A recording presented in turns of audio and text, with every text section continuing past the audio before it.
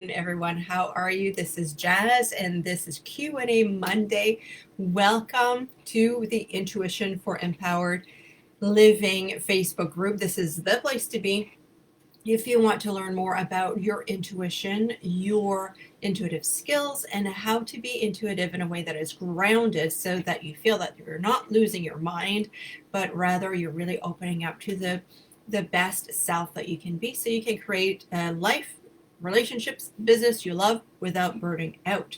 Your intuition can do all of that for you. So welcome to this space. So for Q&A Monday today, I am answering one of the most common questions that I hear from clients, and that's about the chakra system, because everybody has kind of heard about the chakra system without knowing exactly what it is.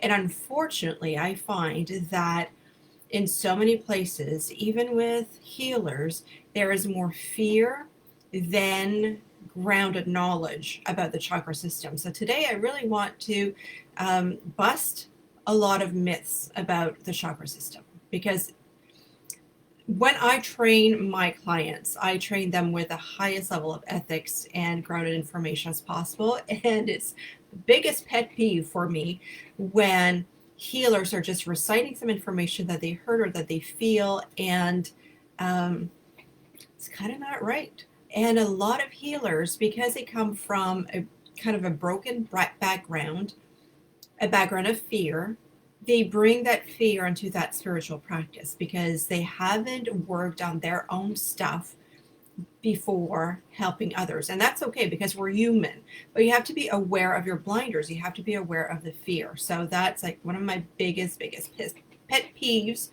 So that's why when I train people, we're healing ourselves at the same time as we're learning. So that's why my programs are longer than most people, just by the way. So chakra system. So here is one question that a lot of people come to me, and that's going to illustrate a little bit that fearful stance that people have. So most people, so when you're not feeling well, when you're feeling anxious, when you things aren't going well in your relationship, when things aren't going well at work, and I know all about that. I used to work for the federal government for 14 years before I quit. And a lot of the time we ask ourselves, hi, Sandra, nice to see you. So many times we ask ourselves, we tell ourselves, like, there must be something wrong with me. And so when we go see healers, when we go to see therapists, when we go to see other people, even our best friends, we're looking for what's wrong with me? What's wrong with me? There must be something wrong with me. And then when a healer says, well, of course there's something wrong with you, like your sacral chakra is all out of whack and this chakra is closed, and then you go, oh, I knew something was wrong with me. And then that kind of validates that thought process that something is wrong with you, that you are broken. And I just want to bust that myth. There's nothing wrong with you. You are not broken. And I know for some of you, it's like, like, you can't believe, like, no, there is something wrong with me. Well, let me tell you, if you keep looking for something that's wrong with you, you're going to find things that are wrong with you, because you're going to manifest the deep belief that you have that something is wrong with you. So I just want you to take a nice deep breath and perhaps just entertain the possibility or the willingness to be willing, right? So you don't have to be like super willing, but just be willing to be willing to be willing to consider that perhaps there's nothing wrong with you, that perhaps you're not broken, but perhaps you have made some choices in your life through circumstances or events or experiences that are not aligned with your soul, that have not been the best for you. And perhaps it's time to change a few habits. So just kind of let that simmer for a while and see if you're willing to consider that. Okay, because that is the main concept. If you want to work with me, you have to be willing for that, because I've got a BS meter going on and I won't let you be a victim. So, all right. So that's like above and beyond the chakra system, but it kind of needed to be said today. So coming back to the chakras, when people come and say, well, this healer told me that my solar plexus chakra was all out of whack, so I need a citrine and I need this and I need that to fix my my chakra. Hello, Anne-Marie. I'm glad you're willing to be willing. So glad you're here, my little sister. Um, so here's the thing. That's my big BS meter, and that's why I don't do well in a shop and why I'm not selling my crystals anymore. You don't need the frickin' crystals to heal your chakra system. Okay, you don't need, it's not the crystals that are going to do the work. So first of all, what are the chakras? Let's start with the basic before I go onto my little soapbox and I start preaching again, because I'm very passionate about healing in a way where you recognize how whole and how powerful you are. Okay, so here is my take on the chakra system based on my experience, 10 years of teaching this, 10 years of studying this, with more of a scientific, psychological, Carl Jung psychology related background. Okay, so your chakra system, if you look at the human body and you look where the chakras are, each one of the chakra is related to your glands. So, and your organs. So, you know, and I've mentioned that last week, in the grounding system, our body is like an electrical battery, right? So we produce electricity all the time. Our glands produce electricity. They have an electrical output, and that can be measured by your doctor at the hospital. They, you know, there's all kinds of ways for people to, for doctors, for the medical community to have images of the electrical output of the different glands and organs in your body. Well, 4,000 years before that technology was invented, people in India were noticing that as well. The chakra system is a reflection of those organs in the human body, and it was done through a process of observation, because in ancient India, they would not open people. They would not do autopsies. They would not do that type of surgery. So it was really a process of profound observation of the human body. So they noticed that there's a chakra system, the root chakra, the base chakra. That's where your sexual organs are. That's your the openness to the root. Your sacral chakra is where either for a man it's more of the testes, and the women there's the ovaries, and they produce hormones in the body, right? At the stomach area, your solar plexus chakra, that's where we produce our stress hormones, right? So for all of us who are stressed all the time, you know that there's a lot of production there going on. And we have the heart. This is the biggest electrical output, more than the brain in our body, comes from our heart. Throat, we have the thyroid, we have the pineal gland, and the pituitary gland, right? So those are 7 main glands, but you know what? We have more than 7 chakras. When all of that knowledge from India came into the United States, everything got distilled to the most lowest common denominator, and that's why most people think that we have only 7 chakras. There are over 100 chakras in the body, but to make it easier, more saleable, people focus on only the 7 major chakras. So that might be just a aha moment for you. So let me know in the comments how that resonates with you. Okay, so your chakras are linked to your glands and to your body system. So I had someone come to me last week and said, oh, well, I went to this healer and did like a Reiki session on me. It told me that my chakras were all out of balance, and that the sacral chakra was in my throat and all of that. And that is not possible. That is not possible unless your ovaries are now in your throat, and that your pituitary gland is now in your sex organs, and that, you know, it's not possible. So it's important for you to know what the chakra systems are. It's your organs, and they cannot be all out of place, because your organs do not migrate in your body. So your chakras are always where they're supposed to be. Interesting fact, I also had a conversation with another client, and we were talking about the sacral chakra. And her, like me, like so many other women, have had a hysterectomy and had part of, or all of the ovaries removed. Now, even if those organs are removed from your body, you still have a chakra, you still have a sacral chakra, and there is still the energy of those organs are still present in your body. Okay, so even if you have like your spleen removed or you have something removed, the energy of the chakra is still there in your body.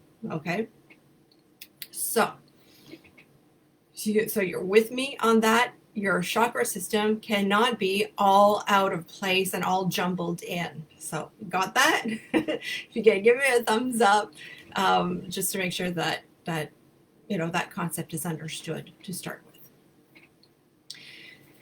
Now, what happens also is that we are multi-layered, multi-dimensional human beings.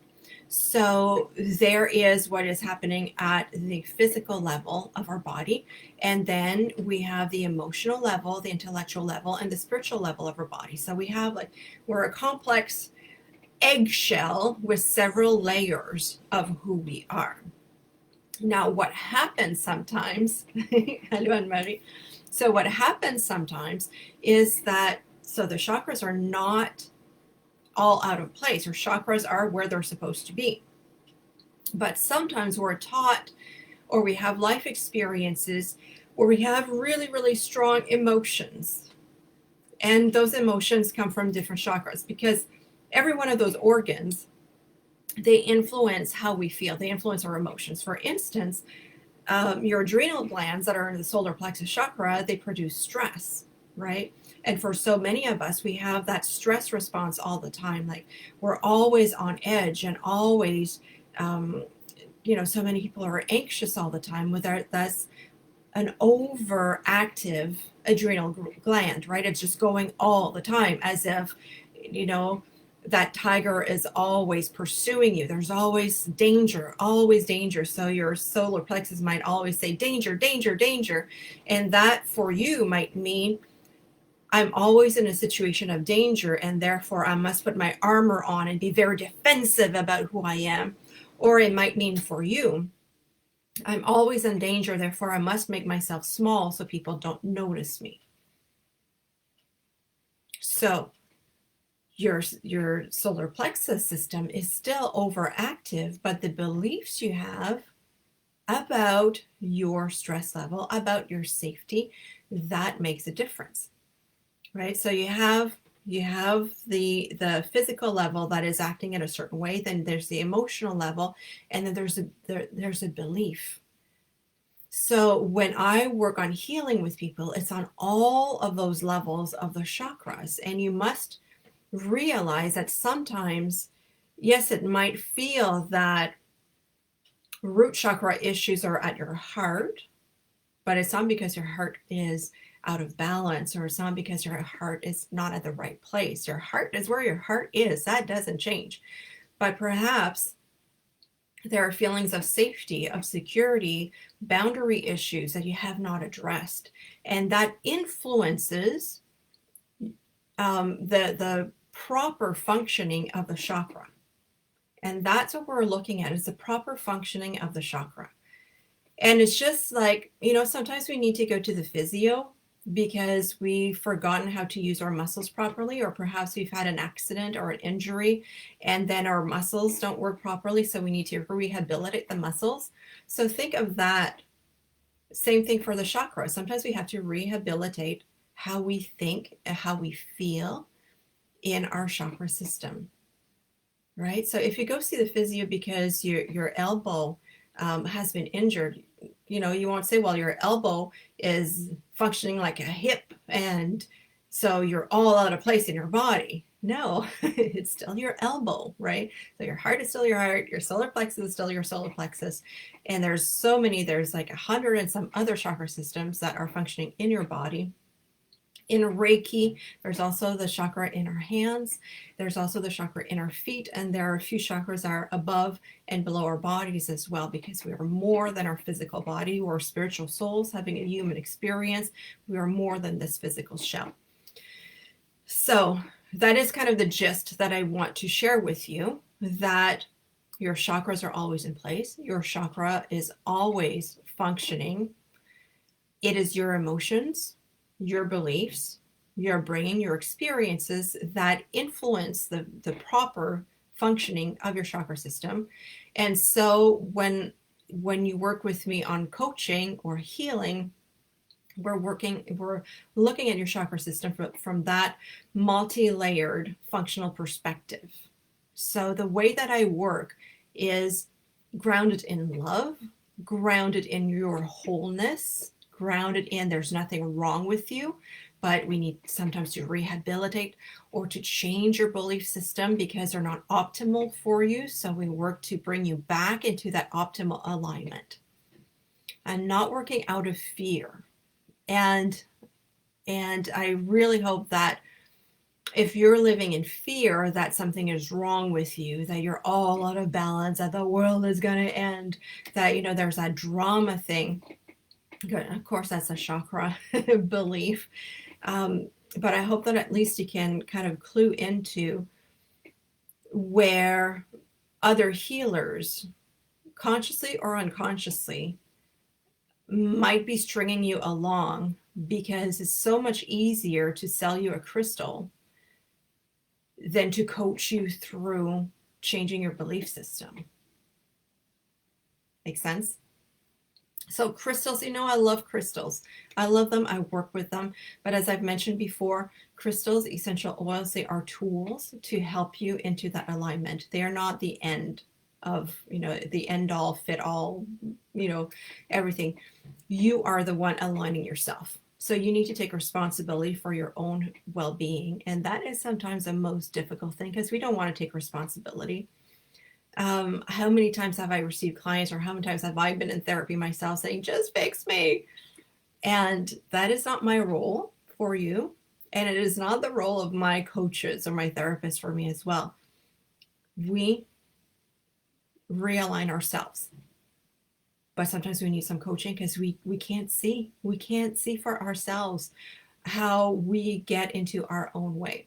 So that's why we need to work with a coach. I work with a coach all the time, sometimes 2 or 3 coaches, depending what issues I'm working on.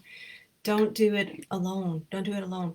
Please don't think that your problems are so unique, are so difficult, are so nobody will understand them, that nobody has ever lived that before in the whole world, because that is your ego telling you that you must stay isolated. Your soul, your heart, your unconditional loving self might remind you that out of the millions and millions of people that have lived on this earth since the beginning of time, a whole lot of other people have gone through what you've been going through. You're not alone. I remember feeling all alone when I went through my miscarriages and feelings of infertility because it's something taboo that people just didn't talk about back then. But was I the only woman that ever experienced miscarriage? No, a lot of people have experienced that. So we need to talk about it. The more we keep things to ourselves, the more it festers like pus in a wound, and it just becomes bigger than it needs to be. So we need to be able to talk things out with other people and to work through the emotions and the beliefs that are associated with that. Makes sense? So don't stay alone. Please do reach out. Okay, it's a big Q&A. I've been kind of out of talking more than the chakras, but the chakras influence so much in our lives. Just looking at my notes here to make sure. So your chakras are not out of balance. There's a scientific reason for what your chakras are. We have more than 7 chakras. It's important to work with all of your chakras. Sometimes some people think, because they think, oh, but somebody told me that this chakra is out of balance, so I need to work with this one. And then there's a focus on only the one chakra. And that is also a myth, because we need to work with all of your system, with your entire body system, all of your chakras all the time. Because let's say that in your root chakra, there's a feeling of not feeling safe. Well, that is going to color or influence the energy of all of the other chakra systems. So we always have to circle through all of this, all of the chakras. So you do not work with only one. Well, think of it this way. And let's just talk about the 7 major chakras to make things really easy. So, you know, let's say that you have a path and there are the 7 gateways, right? So to go through any one of those gateways to open, you want to make sure that all the gates are open so that the energy can circulate properly. But in our human mind, we kind of need to work on one gateway at a time because that's what can make sense for us, one gateway at a time. So it's like you're shining a spotlight on just one gateway at a time. And that is something that is good. But the overall goal, though, is that all gateways work. And sometimes when we put the spotlight on the one chakra, on the one gateway, it helps us clear those issues. And then we circulate back to the other ones.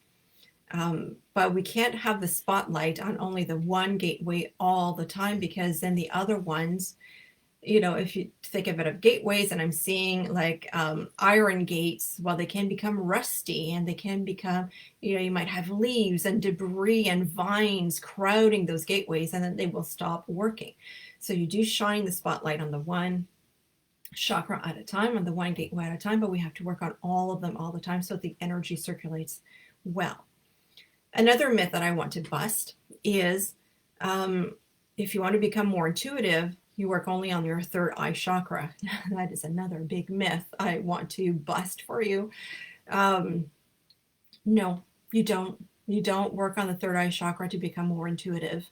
Again, it's a whole body system. It's a holistic system.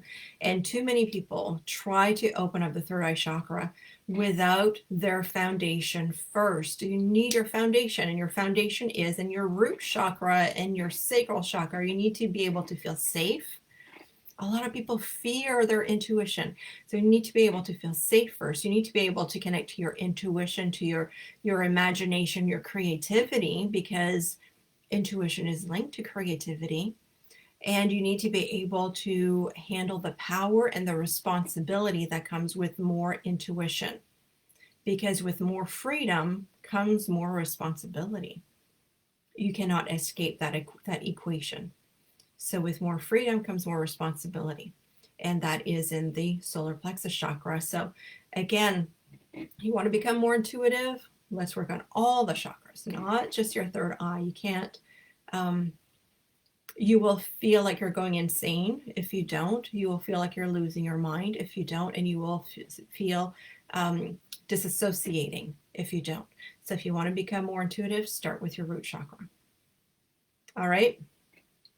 So that kind of sums it up. I hope this was maybe an eye-opener for you. Maybe it was validating a few things that you already knew about the chakra system. And if you want to work with me, feeling into your wholeness, love, and not fear, and if you're ready to do this work, changing how you feel about yourself, how you feel about your intuition, and your belief system, what I offer right now is a 6-month coaching program so that we can work in depth together through all of those issues that can come in your path.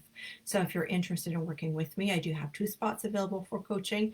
So message me and I'll tell you more about it. What else? I think this is it. Again, my purpose is that you feel aligned with your soul profile. So I'm never, ever teaching you to be me. I'm helping you become the best version of you so that you can create the life, the relationships, and the business that you love, and that you transform all your doubts into confidence and courage, and that you create the life that you love without burning out.